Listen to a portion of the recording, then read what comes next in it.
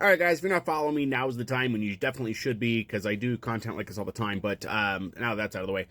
This is Jamie Dimon. If you guys don't know who that is, he is the lead of Chase Bank, JP Morgan Chase. And guy's kind of a dick.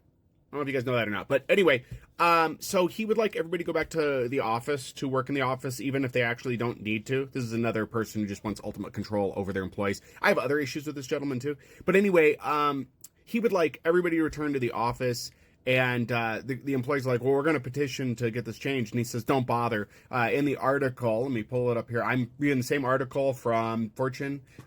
He had a quote. He said, don't waste time on it. He said during company town hall on Wednesday, Reuters reported that. I don't care how many people sign that fucking petition. So he doesn't care. He doesn't care. And that's fine. He is the head of one of the bigger banks. So we need to do something about this. And what are we going to do? Well, here's what you as a person can do.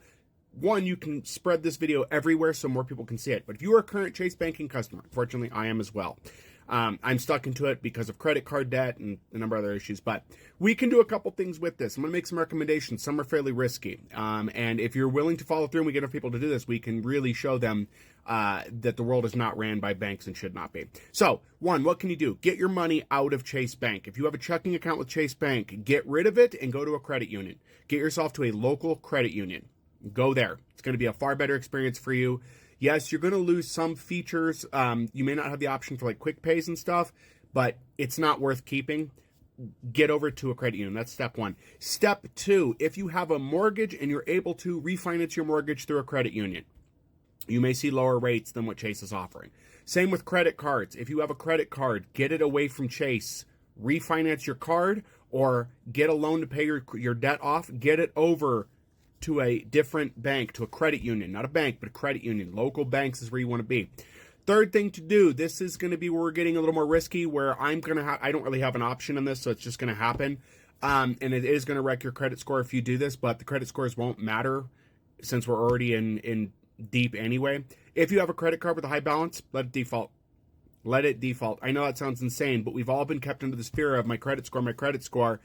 It doesn't matter. We're screwed anyway with things going there. So if you have a high balance and you know you can't make it, stop spending the money on that payment and let it default.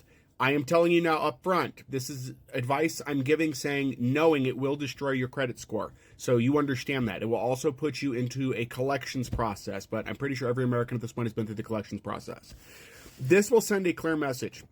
If you're an employee of Chase Bank and you don't agree with this, quit your job.